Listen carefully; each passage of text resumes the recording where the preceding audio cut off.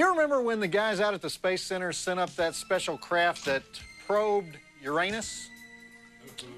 For 3 years, they were talking about probing Uranus. Well, I know a lot of you knew what they were doing and a lot of you didn't, but I'm Professor Joe Bob Briggs, and our course this week on Joe Bob Summer School involves all heavenly matters, and it's called UFO Studies 666. We'll be watching Mars Attacks, the Tim Burton all-star alien comedy, and the 1956 cult classic Forbidden Planet starring Leslie Nielsen, Robbie the Robot, and the gorgeous Anne Francis. I've had a crush on her all my life, and here she is on the show tonight. And our guest lecturer is physicist, author, and ufologist Stanton T. Friedman, who's bringing with him some very interesting data on flying saucers. First up, though, do you know your planets? And do you know Uranus? For example, what's the farthest planet from Earth, huh? What is it? You're cheating, and you're wrong. It's Neptune. Sometimes it's Pluto. But beginning in 1979, that wacky Pluto crossed over Neptune's orbit and got closer to the sun. Later this year, it's going to cross back over Neptune's orbit and once again become the last planet in the system. Pluto wasn't even seen until 1930. So when did Walt Disney first draw Pluto? In the 30s, right? He created Pluto right after we first saw Pluto. You don't find this in other courses. All right, let's run through the lineup. Girls know this stuff because they do astrology, but you guys, listen up, okay? Mercury. Why does it say Mercurius on our map? We have a Latin map here. All right, what do we know about Mercury? Airless and cratered, the Acne planet, right? It's been zapped with so many asteroids it looks like Carl Malden's nose. But one day on Mercury is 58 Earth days. But that's not what blows my mind. There are only 1.5 days in a year on Mercury. I don't even know how to think about that. Okay, Venus. The Zsa Zsa Gabor planet. Wasn't Zsa Zsa the star of Queen of Outer Space? Wasn't that on Venus? It has a surface pressure that's 90 times that of Earth. So if you stood on that planet, you would just like disintegrate. You'd be crushed unless you were protected by something stronger than any known substance like Zsa Zsa's pancake makeup or something. It's all desert and acid clouds. The only thing it'd be good for would be like casinos. So, and on this planet, a day is longer than a year. See, this stuff really messes with you. All right, Earth, skip it, boring. Mars, the subject of tonight's movie. We always thought that this is where the aliens lived, right? So we sent that Explorer thing up there, and it crawled all over the place. Rocks and sand, that's it. Volcanoes, dunes. Remember how boring it all was? You know, we were interested in that for like 3 days, you know, and hey, it has a pink sky. That was the most interesting thing they could come up with. Mars is now known as the wallflower planet, okay? Jupiter, king of the planets, because it's the biggest one, the fastest one, goes around so fast there's only 10 hours in a day.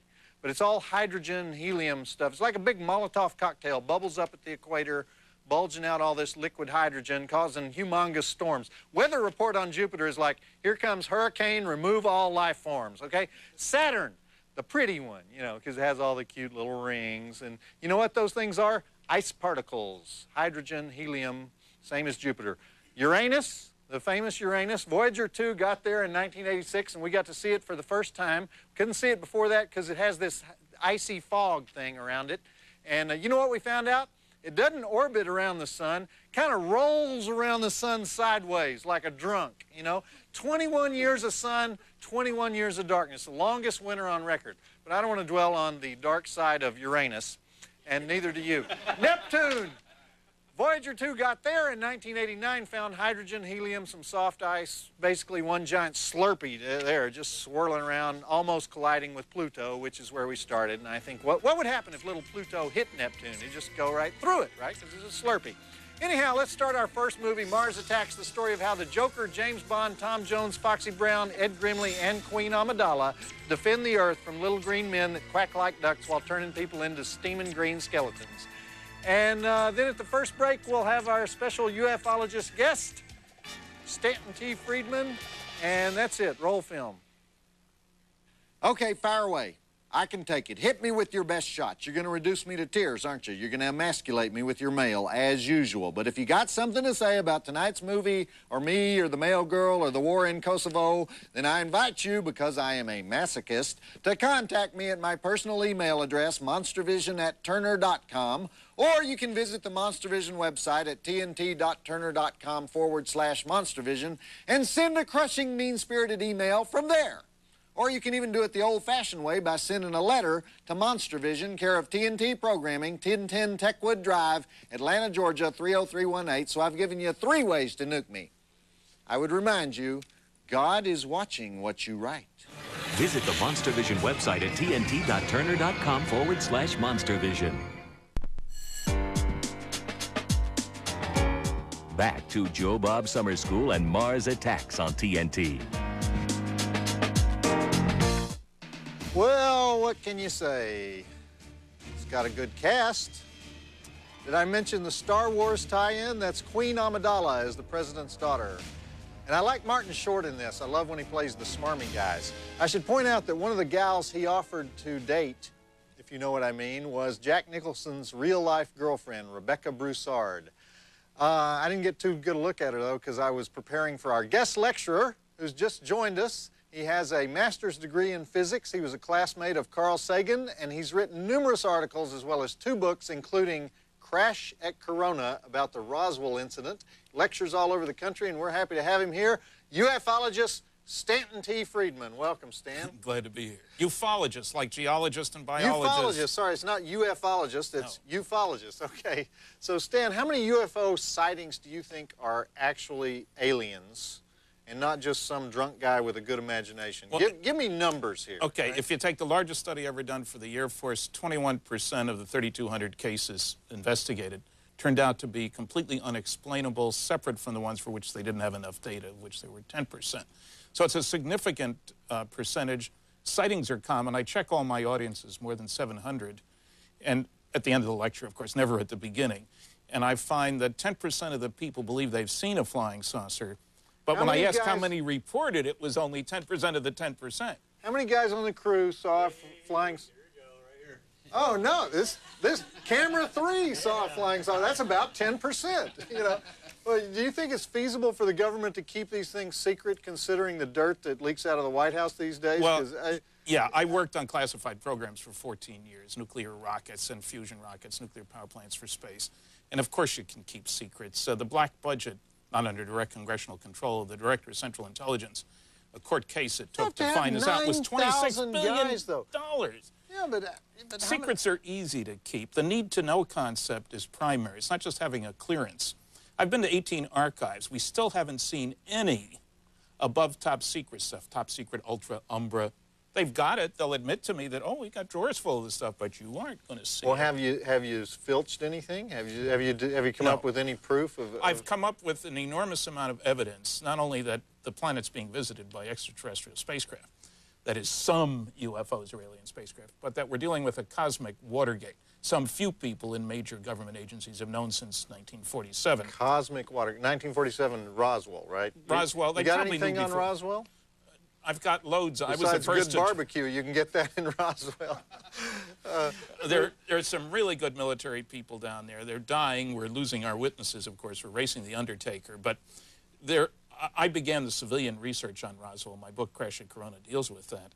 And there's no question, if you look at the military people, the people out near the ranch, the people in Texas where the wreckage went, remember, we're talking about the only atomic bombing group in the entire world, the 509th, which was the military group at Roswell. And we're also talking about the fact that most people don't seem to know that this story hit the headlines, but the news release didn't go out until noon New Mexico time, too late for all the morning newspapers in the country, New York Times, Washington Post, etc. The cover story came out at 5 o'clock Texas time. The only paper I know of, the Los Angeles Herald Express, has both stories. Army captures flying saucer. Headline, front page. And the Los Angeles Herald Express no longer exists today. See, they got punished. I don't think so. Okay, most evening papers I got are a gone. bunch more questions for you, Stan, but let's get back to the movie and we'll talk at the next break, okay? And I think, you know, those people, you said the wreckage fell in West Texas. Those people in West Texas, they're not fazed by anything, though.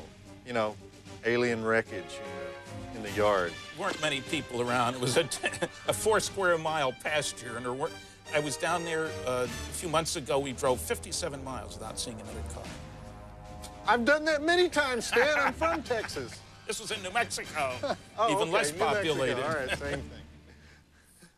Rusty the Mail Girl here, inviting you to visit our Monster Vision website. This is the place to get the scoop on zombies, ghouls, road warriors, or whatever happens to be the late-breaking story on this week's show. Check out our Playmate of the Week, or try your luck at the Monster Vision Caption Contest and win a free T-shirt. Or visit Joe Bob's mailbag page where you can see your favorite fan mail of the week. To find us on the internet, go to tnt.turner.com/monstervision. I'll be waiting. Visit the Monster Vision website at tnt.turner.com/monstervision. Back to Joe Bob Summer School and Mars Attacks on TNT. Annette Bening, aligning her chakras. Yummy. I hope you guys watched Escape from the Planet of the Apes when we had it on a few weeks ago, because I think Tim Burton definitely must have seen that movie before he made this movie. The Jack Nicholson and the Pierce Brosnan characters in this movie are right out of that flick. This movie is actually based on the Mars Attacks bubblegum cards. This may be the only movie based on bubblegum cards, but who cares about that when Stanton T. Friedman is here, our guest ufologist. Right on. And I hear you've given testimony at congressional hearings, right? What kind of hearings were those? Well, 6 scientists testified in person, 6 more of us in writing. Only the House Committee on Science and Astronautics, this is way back in 1968, and some outstanding work was presented. A professor of physics, I was the only one without a PhD of this group of people. Carl Sagan was there. You never wrote that paper, did you? Nope. I've written a lot of papers since, but no thesis. There are about 10 about UFOs, incidentally, but it takes a gutsy professor People to do have that. actually got degrees for writing a paper about UFOs? Yeah, in history, in sociology, things like that. Journalism, one gutsy journalist wrote one saying how terrible the press coverage was of the subject. Still true. It was written a long time ago. But, yeah, the congressional hearings didn't have much impact, but they did present a lot of data in one single volume, 250 pages. Anybody who wants really good cases, they're in there because they are by scientists. Yeah. Tell us about this Harry Truman operation that you say you've authenticated. What exactly was covered up? Well, that's the whole subject of the book, of course. Okay. What was covered up was the establishment. That book is Top Secret Top Magic. Secret Magic. M-A-J-I-C. That's the security markings on the with a forward document. by Whitley Strieber. Now, why does it surprise me that he is also a ufologist? Well, he wrote a book about his own abduction case, right. and he wrote a book about Majestic. This We is showed about that Majestic. very movie on this show. What's the name of the movie? Communion. Communion with Christopher Walken. Yeah, it didn't last very long in most towns where it played, unfortunately. I can see how you would think of Christopher Walken as your alter ego, Stan. Not really. Have you ever had a close encounter of the third kind? I've never had yourself? any sighting. Look, I've never seen Tokyo. It's there. I've never seen a neutron or a gamma ray. I've been chasing them for 43 But isn't that years. kind of disappointing that they wouldn't contact the guy who's their leading spokesman on the planet? I don't think they're here to contact us. I think primarily they're here to keep us from going out there. We're a primitive society whose major activity is tribal warfare. If you were an alien, well, maybe, if you were an alien, would you want Earthlings out there? This is a primitive society. Major activity is tribal warfare. We're probably the Devil's Island. You're actually describing the plot of this movie. I'm going to ask you what you think about this movie that we're watching, but let's roll a little bit more of it, and then we'll come back to it. But okay. You think they are primitive and they are warlike? No, we are primitive. They're here to make sure we primitives they're trying don't to go keep out us there. from attacking Quarantine. them. Okay. What exactly is the third kind? I sort of remember it from the Spielberg movie. Was that accurate? Well, science it wasn't. Investigation Okay. it wasn't. Close encounters of the first kind within 500 feet, of the second kind where they produce a physical effect, of the third kind where beings, strange or not, are seen. One guy's collected 5,000 cases of physical traces from 65 countries. Happens all over the place. About 1,000 of those cases involve reports of creatures, beings, call them aliens, call them what you want. Then there's the fourth kind when the people are taken on board, and the fifth kind when you say, hey guys, come on down, and they come on down. That's a little hairy So, kind of like thing. in Sex with Aliens, like definitely third kind, right? No, 'Cause you always have... fourth kind. Oh, fourth kind. Who even have a fourth kind? So you always have ladies saying, well, we had sex with the aliens. Hey, there's a guy who was asked Oh, the to guys have sex with the aliens, too? It I don't want happens to hear too. about it, Stan. That's another movie. Think you're funnier than Joe Bob? Who isn't, right? But can you prove it? Then enter the Monster Vision Caption Contest and try to make the six-headed jury laugh. And no, I'm not one of the heads. What do you win if you slay them with your caption? How about this incredibly collectible t-shirt? To play, go to tnt.turner.com/monstervision and look for the Caption Contest link. And may the best man, woman, or mutant win. Everyone's eligible. Oh, except Joe Bob. We've heard enough from him, don't you think? Play the Monster Caption Contest and win a free t-shirt at tnt.turner.com/monstervision.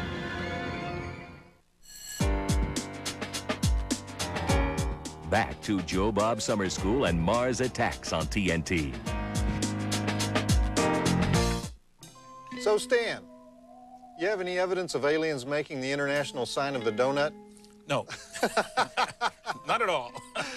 Professor Joe Bob still here with Stanton Friedman, who's our guest lecturer for Joe Bob's Summer School, course 666, UFO Studies. Stan, what do you think of this movie, Mars Attacks? Did they get anything in this movie right? They probably did. The special effects were great. I was greatly disappointed when I watched the movie, frankly. It seems to be based on a set of false assumptions, namely the only thing advanced technology is good for, if somebody's a million years ahead of us, let's say, is killing people.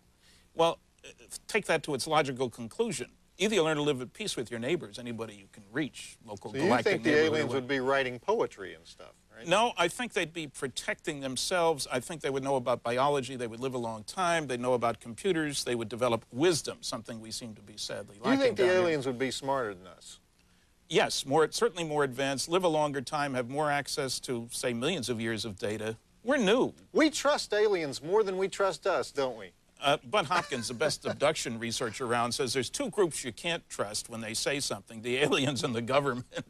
I think he was right. All right, here's a more serious question. Why would the government be interested in covering up the existence of UFOs? Because my cousin Conway, for example, who I think you'd really like, by the way, if you ever met him, he tells me the stock market would crash, there'd be total anarchy, all kinds of stuff. But why? I don't get that. Why would that happen? I think 5 major reasons. I'll keep them short. First, you want to figure out how the darn things work. They make wonderful weapons delivery and defense systems. Advanced technology, military is where it's at. You set up your secret project. Rule number 1 for security is you can't tell your friends without telling your enemies. They watch television too, after all. Second problem, the other side of the coin. What if the other guy, and every country has an other guy, figures out how they work before you do? How do you defend against them? You don't want them to know you know, they know. The third problem is the big one, the political problem. If there were to be an announcement tomorrow by highly trusted individuals around the world, Walter Cronkite and the Pope, let's say, saying indeed some UFOs are alien spacecraft and they're neutral, let's say, what would happen? Church attendance would go up, mental hospital admissions would go up, stock market would go down, uncertainty is the enemy. But I think the biggest thing that would happen based on 600 college lectures is that the younger generation, which was never alive when there wasn't a space program, would immediately push for a new view of ourselves, instead of as Americans, Canadians, Greeks, Chinese, Earthling. There's no government on this planet, of which I'm aware, that wants its citizens to owe their primary allegiance to the planet instead of the individual government. Nationalism's the only game in town. There's another problem. Certain fundamentalists, Jerry Falwell comes to mind, Pat Robertson, have loudly proclaimed, we're the only intelligent life in the universe. Let's hope they're wrong. And this is the work of the devil. And they'd be up the creek without a paddle if somebody made an announcement. So it's that old question of if the alien shows up and says, take me to your leader, we don't really know who that is on Earth, right? Yeah, we say land on the White House lawn. In these movies, it's always the American president, right? But, you know, reasonably, it'd be like the Secretary General of the UN or something like that, There's right? nobody who speaks for planet Earth. As a matter of fact, some of the Arab countries cut out parts of Independence Day. The Pope. Send him to meet with the Pope. He, you know, there are some of us who might not agree with the Pope. Well, I mean, he's got half of them. You know, it's like that's the best we can do.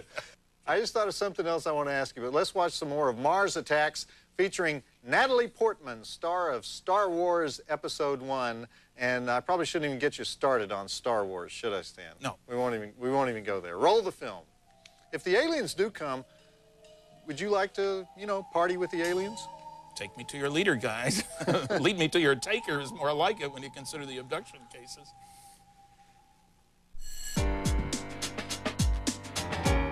Back to Joe Bob Summer School and Mars Attacks on TNT.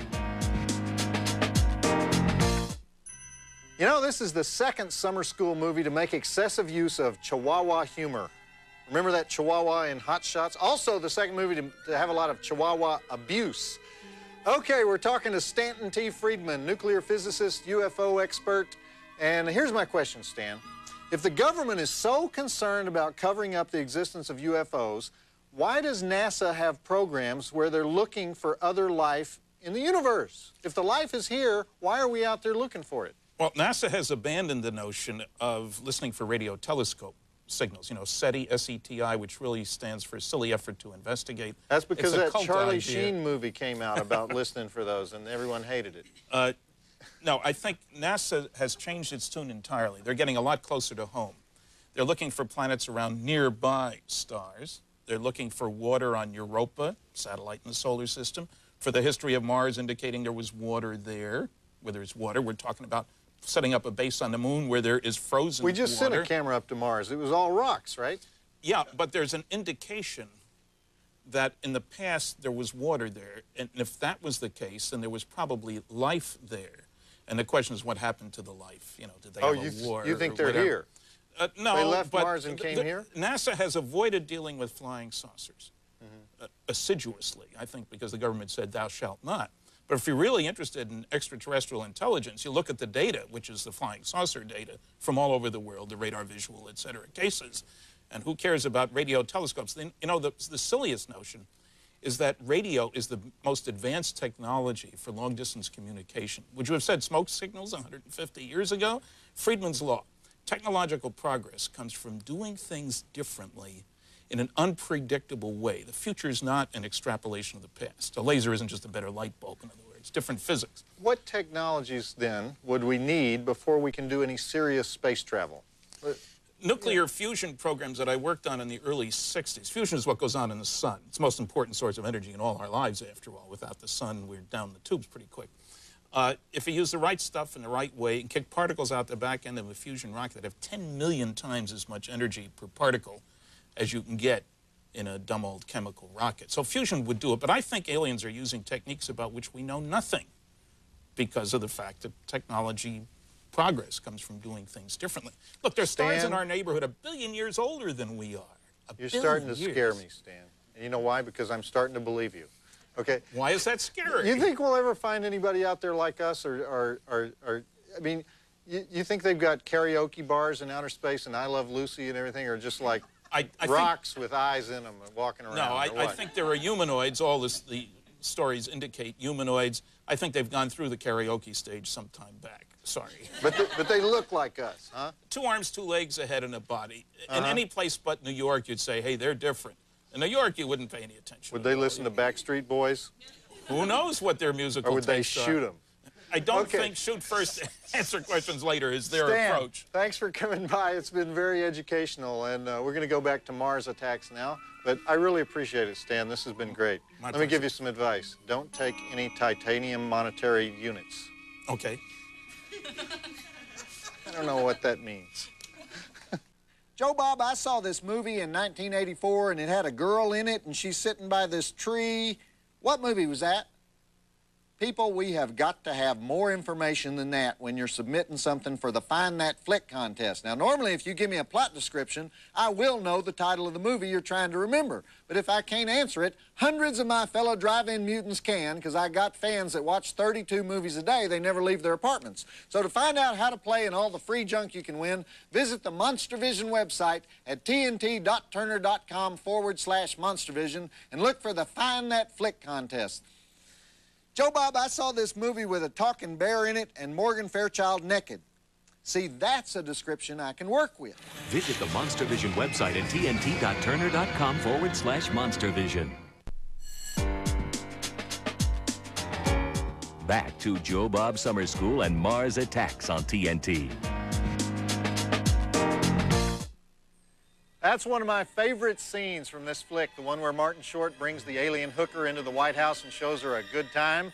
That was the fine-looking Lisa Marie as the alien, and Lisa is Tim Burton's girlfriend, but she does have a career of her own. In fact, she was in a movie I saw on cable the other night called Breast Men, about these two guys who invented the silicone implant, and Lisa Marie and many other fine actresses were flashing their talents all over the place in that thing. Excellent flick. I would recommend it. Anyway, I was thinking as I watched that last scene that there's one thing that never changes about alien invasion movies. They did it in 1953 and they have it today. Ray guns. The ray guns get fancier and fancier, but they're still ray guns, right? And have we ever actually had evidence that ray guns exist anywhere? I don't think so. It's something learned completely from the movies, right? We just keep doing it over and over. Don't you think that's interesting? Guess not. Mildly interesting. Okay, back to the movie. Ray guns, laser swords, you know, same thing. Anything that's just basically aiming a blast of deadly light at somebody. Laser pointers, cheap special effects. The patriotic laser light show at Six Flags. You know, now that is deadly. Okay, you screwed up again, didn't you? It's your 5th year in junior college. Your life has no possibility of improving. Not true if you attend yet another session of Joe Bob Summer School. 9 brain-expanding Saturday nights, good for actual credit at Southern Arizona State Community College at Ajo. But you need to enroll your hiney. To register, you got to go to the summer school website and get a syllabus. Plus, you'll be able to see who some of our guest lecturers are this summer. And you'll also get a sneak peek at a few of the final exam questions. And you can even include yourself in our summer yearbook, listing your worst subject and favorite hobbies. The internet address for Joe Bob Summer School is tnt.turner.com/summer school. That doesn't mean you can skip the dang class. Of course, even academic probation is fun at Joe Bob Summer School, Saturday nights on Turner National Technical Institute. Visit Joe Bob Summer School at tnt.turner.com/summer school.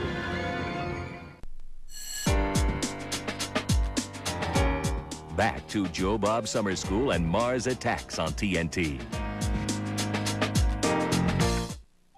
So, class, that was the great Tom Jones wailing away on It's Not Unusual, and the movie that just gets goofier and goofier, doesn't it? Mars Attacks. This is a very busy movie, isn't it? Kind of gives you a headache. And speaking of sex symbols, and if you don't think Tom Jones is a sex symbol, just talk to my mama. He is. It's time to read a little viewer mail in what we call Professor Joe Bob's Advice to the Hopeless. And here to help us out is my favorite teacher's aide, Rusty, the campus mail girl. Do you believe in UFOs, Rusty? Isn't that kind of like asking me if I believe in God? I don't follow that. Well, I've never seen a UFO, but that doesn't mean I can say that they don't exist. So you believe there could be UFOs? I'm not saying there are, but I'm not saying there aren't. Did you ever see anything suspicious up in the sky when you were flying for the Air Force? Because I know you did that. Here's a letter from Rusty Shorts. It's from Wabassa, Minnesota. It's classified information, isn't it? Dear Joe Bob, before I started watching Joe Bob Briggs' Monster Vision show, I could not speak a word of English. The only language I knew was Minnesotan. I sounded like Mr. Tudfall on the Carol Burnett show. You have given me new hope. You are the Pavarotti of the spoken word, the Dr. Ruth of thesaurousness, the Tundra of truthfulness, the troglodyte of veracity. Thank you, Joe Bob. Sincerely yours, Eastern European, British Isles American, Rusty Shorts. Isn't that cute? P.S. This paper is made from recycled boogers from a leper colony. Don't worry, you won't catch anything unless you pick it up with both hands at the same time. That's very funny, Rusty Short. You know, normally we have to pay a nickel each for jokes like that, Rusty. Here, why don't you take this with you when you go, all right? No, thank you. Wait, you have to tell me, what did you see up there? I didn't say I saw anything. Okay, but if you did see something, what might it have been, speaking hypothetically? I have a picture of you shaking hands with a 3-foot-tall purple man. How'd you get that? I was bluffing. Oh, I was too. First, there was my TNT Monster Vision website with the famous caption contest, which is still going strong, I might add. Then we added the incredibly sexy Monster Vision t-shirt, coveted by would-be prize winners everywhere. Then we added the Find That Flick contest, in which you can win all kinds of free junk just by knowing the plots of weird movies. And now we proudly present Joe Bob's Summer School website, which is the perfect companion to my summer-long movie lineup on TNT. Well, not the perfect companion. Jennifer Lopez would be the perfect companion. But my point is, I'm slowly building an empire here at TNT. It's no longer possible to take me lightly, and I'll take just as much time as I want with this promo. Okay, to find out your class assignments and guest lecturers, get on the information superhighway and drive to tnt.turner.com/summer school and Enroll at Joe Bob Summer School now at tnt.turner.com/summer school. Back to Joe Bob Summer School and Mars Attacks on TNT. I'll be calling you.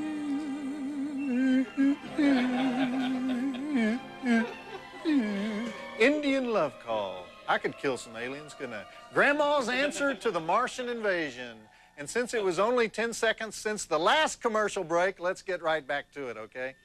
You know what movie Tim Burton watched right before he made this? I guarantee you. It's a mad, mad, mad, mad world. Don't you think? I'll be loving you.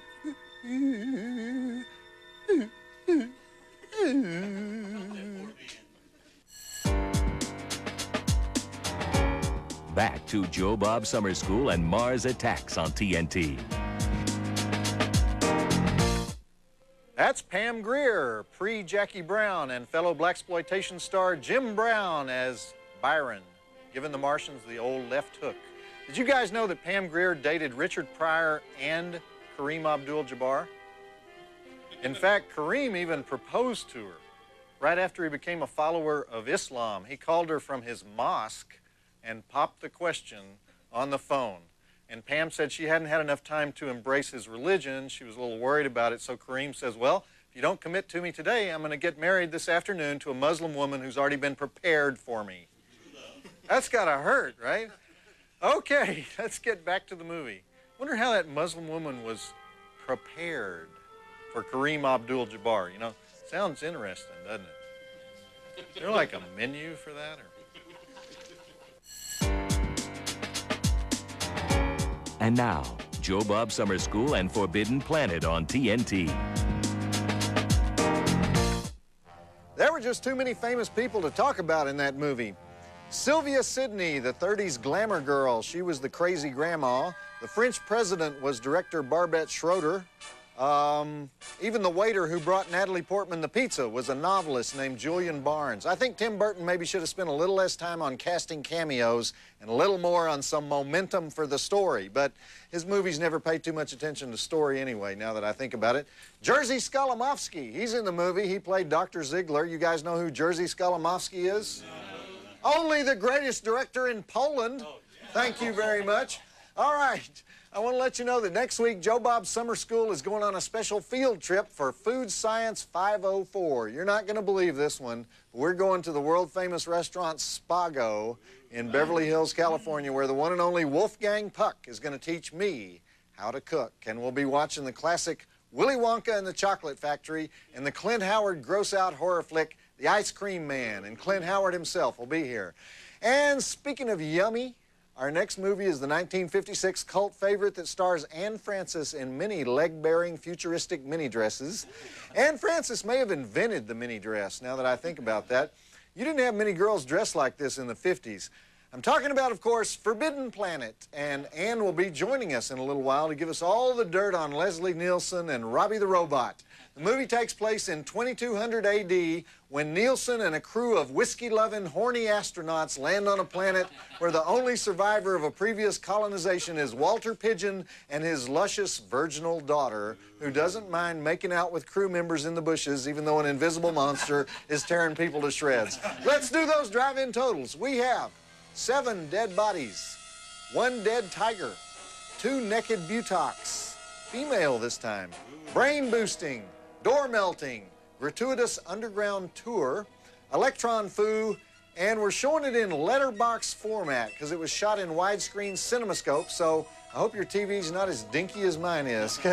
It's a pretty cool movie. I give it 3.5 stars, subtracting a half star only for those scenes without Anne Francis in them. Check it out. And like I said, Anne will be joining us in just a little bit. That naked butoc count, that's been going up lately. Have you noticed that? You guys seen that? This is like the 4th set of butocs we've had in summer school alone. I think that TNT Butoc Patrol in Atlanta has loosened up a little bit, you know? And now, Joe Bob Summer School and Forbidden Planet on TNT. There were just too many famous people to talk about in that movie. Sylvia Sidney, the 30s glamour girl, she was the crazy grandma. The French president was director Barbette Schroeder. Even the waiter who brought Natalie Portman the pizza was a novelist named Julian Barnes. I think Tim Burton maybe should have spent a little less time on casting cameos and a little more on some momentum for the story, but his movies never pay too much attention to story anyway, now that I think about it. Jerzy Skolimowski, he's in the movie. He played Dr. Ziegler. You guys know who Jerzy Skolimowski is? Only the greatest director in Poland. Thank you very much. All right. I want to let you know that next week, Joe Bob Summer School is going on a special field trip for Food Science 504. You're not going to believe this one, but we're going to the world-famous restaurant Spago in Beverly Hills, California, where the one and only Wolfgang Puck is going to teach me how to cook. And we'll be watching the classic Willy Wonka and the Chocolate Factory and the Clint Howard gross-out horror flick, The Ice Cream Man, and Clint Howard himself will be here. And speaking of yummy, our next movie is the 1956 cult favorite that stars Anne Francis in many leg-bearing, futuristic mini dresses. Anne Francis may have invented the mini dress, now that I think about that. You didn't have many girls dressed like this in the 50s. I'm talking about, of course, Forbidden Planet, and Anne will be joining us in a little while to give us all the dirt on Leslie Nielsen and Robbie the Robot. The movie takes place in 2200 AD when Nielsen and a crew of whiskey-loving, horny astronauts land on a planet where the only survivor of a previous colonization is Walter Pigeon and his luscious virginal daughter, who doesn't mind making out with crew members in the bushes even though an invisible monster is tearing people to shreds. Let's do those drive-in totals. We have 7 dead bodies, 1 dead tiger, 2 naked butocs, female this time, brain boosting, door melting, gratuitous underground tour, electron foo, and we're showing it in letterbox format because it was shot in widescreen cinemascope, so I hope your TV's not as dinky as mine is. It's a pretty cool movie. I give it 3.5 stars, subtracting a ½ star only for those scenes without Anne Francis in them. Check it out. And like I said, Anne will be joining us in just a little bit. That naked butoc count, that's been going up lately. Have you noticed that? You guys seen that? This is like the 4th set of butocs we've had in summer school alone. I think that TNT butoc patrol in Atlanta has loosened up a little bit, you know? Okay, you screwed up again, didn't you? It's your 5th year in junior college. Your life has no possibility of improving. Not true if you attend yet another session of Joe Bob Summer School. 9 brain-expanding Saturday nights, good for actual credit at Southern Arizona State Community College at Ajo. But you need to enroll your hiney. To register, you got to go to the summer school website and get a syllabus. Plus, you'll be able to see who some of our guest lecturers are this summer. And you'll also get a sneak peek at a few of the final exam questions. And you can even include yourself in our summer yearbook, listing your worst subject and favorite hobbies. The internet address for Joe Bob Summer School is tnt.turner.com/summer school. That doesn't mean you can skip the dang class. Of course, even academic probation is fun at Joe Bob Summer School, Saturday nights on Turner National Technical Institute. Visit Joe Bob Summer School at tnt.turner.com/summer school.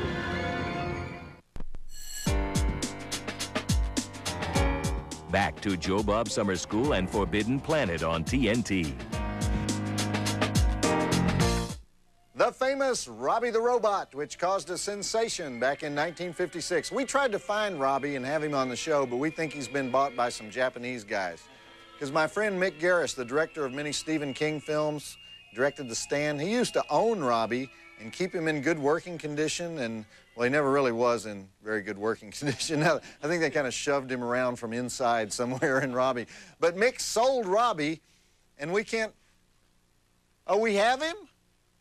We have Robbie? All right, I'm going to talk to him at the break. We may have Robbie here.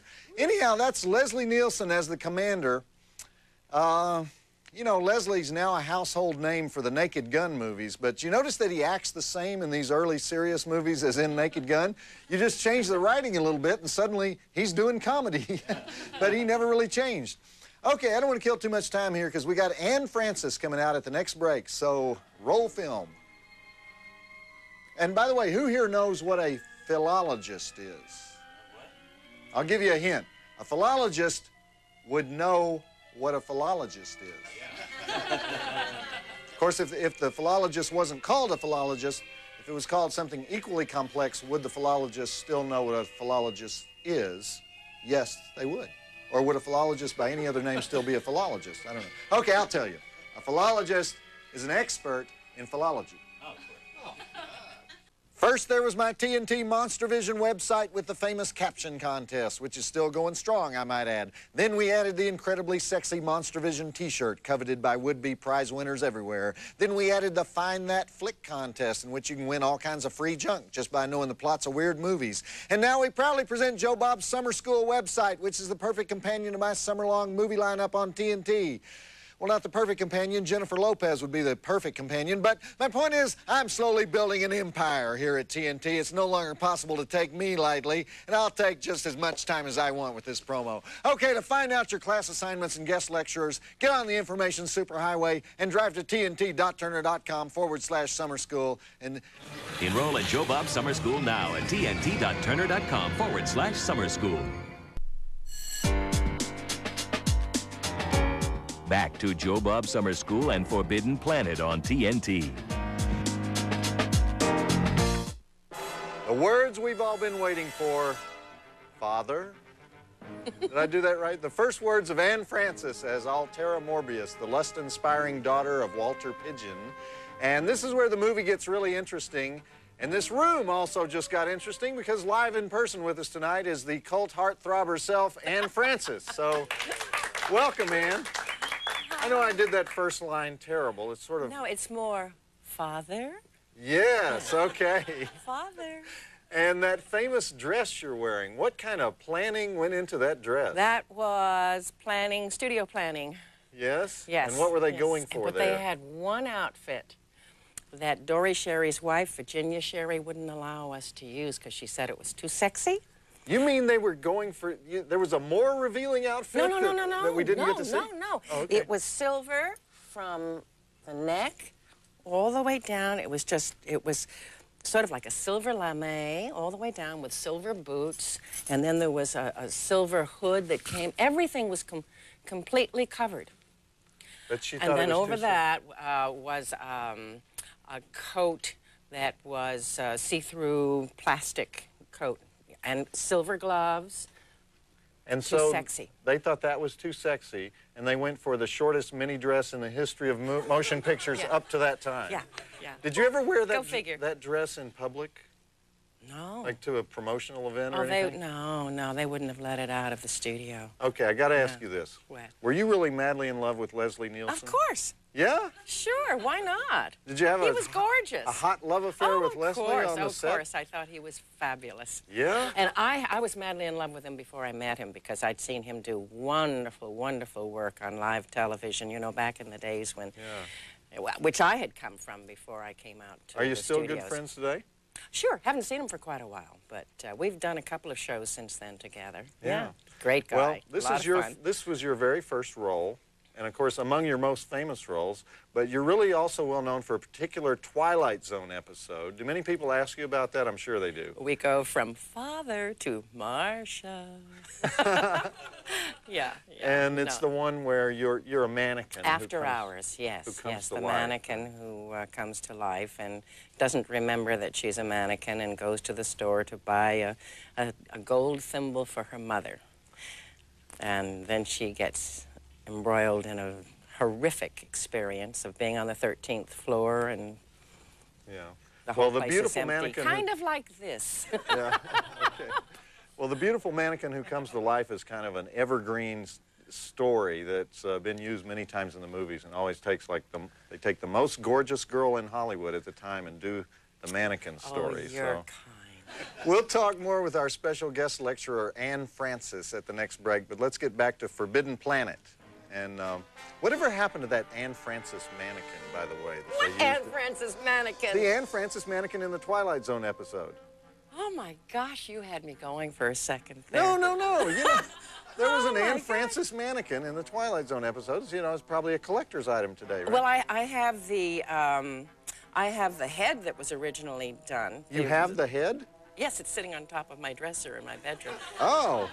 But Well, you don't the want deaf something like mask that had- getting into the wrong hands. I'm glad that you have it. I 'cause, sprayed you know, it gold. Well, you know what? You could I put it should in put your a car. mirror around it. No, you could put it in your car and use the carpool lane. You're right. That's a good idea. I will put it on a... That's a Twin great sisters. idea. Great idea. Want to win a free video of some obscure horror movie you've never heard of that some guy in West Virginia made in his basement? Of course you do. That's why umpteen jillion people have discovered our Find That Flick contest. If you've never heard of it, forget it. It's too complicated to explain on TV. But you can find out all about it on our MonsterVision website at tnt.turner.com/MonsterVision. And I'll give you one clue. If you're one of those guys who never leaves his apartment except to rent videos, this contest was designed to give heretofore unrealized meaning to your life. Play the Find That Flick contest at tnt.turner.com/MonsterVision. Back to Joe Bob Summer School and Forbidden Planet on TNT. Well, we're seeing more and more of why Anne Francis is so popular in this movie, because there you were making out with Jack Kelly, probably best known as Bart Maverick. Yep. And by the way, Anne, since this is UFO Studies 666 tonight, that's our topic, I want to ask you, do you believe in any kind of other life out there? No, I'm just getting over 666, that number. It was a little joke we made about UFO studies, you know. I see. Do I believe there's any life out there? Yeah.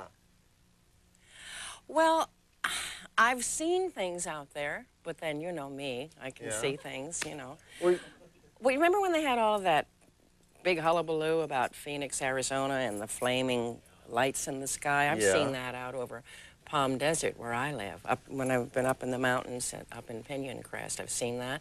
And I've seen one silver disc out there. So, yeah, something's going on. well, you actually had an eerie experience with some kind of ghost, right, when your daughter was little? What was that about? That has absolutely nothing at all to do with Forbidden Planet. Well, we've done a little research. We want to ask you about other things, It's too Ann. long and too involved to tell you, Joe Bob. All right, but you have daughters, right? I have two wonderful daughters. Are they both as good? healthy? Yeah. And well. Are they as good looking as you? They're gorgeous. Yeah. All right. Well, let's talk about. By the way, I wanted to refresh your memory. Here's the mannequin. Starlog magazine. Yes. Here's the mannequin. You'd forgotten about this I mannequin. haven't forgotten about that Oh, mannequin, okay. but when you said the Anne Francis mannequin, that's a Marsha mannequin. Oh, okay. There's a difference. And also, here's that silver lame jumpsuit that was regarded as too sexy for Forbidden Planet. All right, let's talk about your TV show, Honey West, for a minute. It was on in 1965, and one of the things I remember is that your lace garter belt was a gas mask. Now, there you're wrong. Somebody No? told you that because I never had a lace garter belt that was a gas mask, so there. Really? Never. Who gave I you saw that the false... episode That's where you're... Debbie. She gave you false information. No. She read the books instead of watching the show. I would never have had a garter belt that was a gas mask. We had all kinds of gadgets on the show, right? Yeah, but And work with me a little bit, okay? No, not when you All say right, these well, things. describe the character for me then. I'll just listen. She was fun-loving, she was adventurous, she was a lady detective, she had a marvelous time. All the bad guys she, would kick in the butt, and all the good guys she'd save, and she knew karate. She had an ocelot cat named Bruce. Bit of trivia Everyone there. remembers the ocelot. No, it's not And, trivia. That's well, a major the part name of the Bruce show. is trivia because nobody okay. remembers his name. Bruce the ocelot. Bruce and the network canceled and he had the show. a stand-in. Yeah. And the network canceled the show after only one season because they could buy the rights to the Avengers for They could less get the than it cost Avengers. to make the show. Yeah. But people still talk about this show, and isn't it back on one of It's the... on TV Land. one of Well, the- you don't want to talk about TV Land, I Okay, don't one think. of the We cable might. networks. Okay, we're going to see what new dress Robbie the Robot makes for Ann as we continue with Forbidden Planet. Didn't you name your dog after Walter Pigeon? Walter- Don't tell me that's not true. Walter Smidgen was his name. Walter Smidgen, And okay. I was down in Palm Springs visiting with Smidge along with me, and somebody who thought they were being very cute said that I was visiting so-and-so at such and such place in Palm Springs with Walter Pigeon. Oh. That caused quite a stir, especially with Mrs. I see. Pigeon. Did you like Walter? You're very nosy, aren't you?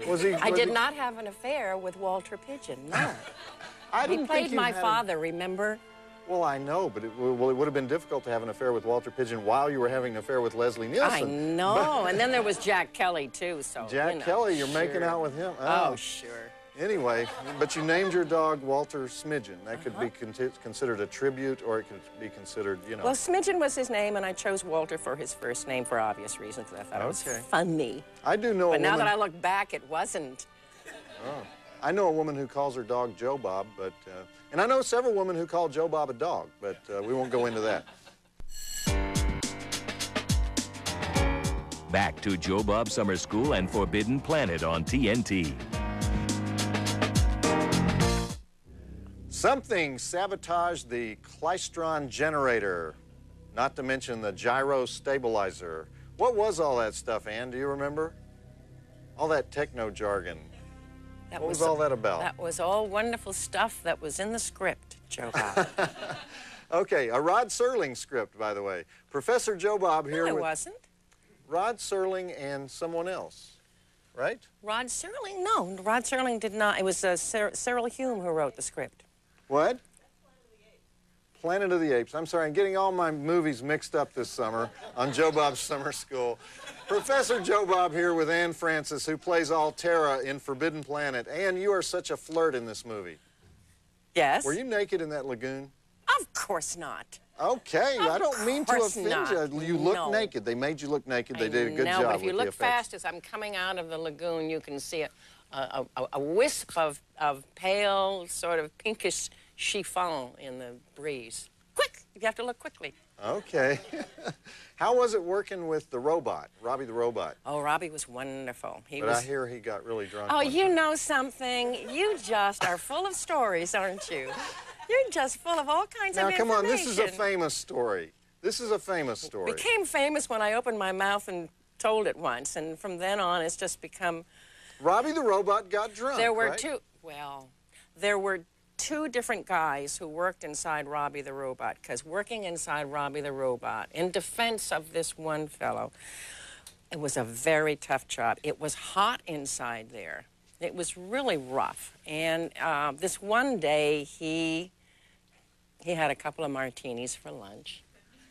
And when he got back in the suit, there's a scene, you know, where Robbie walks away from the big kind of Jeep van kind of thing that he's attached to. Mm-hmm. And when he was walking away, something happened, and his feet kind of went like this, like on an incline, and he started going this way, downward.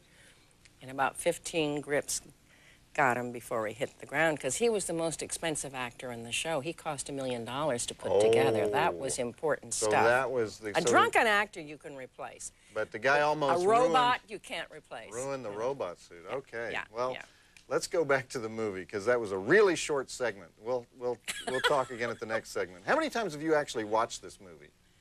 Do you know, I haven't really watched it that often, but I just saw it at the Los Angeles Theater a couple of weeks ago on CinemaScope. We had 2,100 people there. We had the greatest time. Yeah, it was fun. Did you find that you remembered it? Do you know it by heart? Yeah, pretty much so. Okay, then which is it? The klystron generator or the klystron transmitter? Oh, no, that part I didn't have to memorize, Joe Bob. That part was not my responsibility. Okay. When you enter the caption contest and you don't win, do not write us a letter saying his caption sucks. Let's be good sports about this, okay? After all, the only reason you're so angry is that the stakes are so low. One measly Monster Vision t-shirt. Because if the prize is that cheap and you don't win it, it kind of brings into question your potential in all areas, right? But let's not dwell on that. If you think your caption is hilarious, then come on down to the website and try to make the six-headed jury laugh. That address is tnt.turner.com/monstervision. And here's a tip. Think sixth grade humor. We love that. Try to win a free t-shirt in our caption contest on the one and only Monster Vision website at tnt.turner.com/monstervision. Back to Joe Bob Summer School and Forbidden Planet on TNT. Wow, this is a talky movie, you know? Do they have to give the whole history of Krell civilization Anyway, we have a special treat for our guest lecturer, Ann Francis. So let me give a little history about Robbie the Robot. I want to get this out of the way first before we do our special presentation. But Robbie was such a hit in Forbidden Planet in 1956 that he did another movie the following year called The Invisible Boy. And he also appeared in many TV shows throughout the years, including Lost in Space and The Twilight Zone, and even The Love Boat. And in 1970, MGM sold Robbie the Robot at an auction to a prop museum where he proceeded to get vandalized over time by these wrongdoing hoodlums. And then in 1974, Robbie was restored by a guy named Fred Barton. And sometime after that, my pal Mick Garris, the director of The Stand, bought Robbie and put him in his house, I think. And then Mick then sold Robbie to Bill Malone, another director who just directed the remake of House on Haunted Hill. And then we think that Bill sold him to some kind of Japanese touring sci-fi exhibit. But guess who has the licensing rights to Robbie?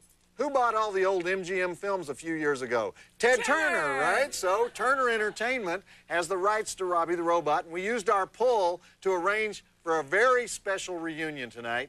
Ann Francis, your old friend, Robbie the Robot. How about this? Robbie the Robot, what do you think?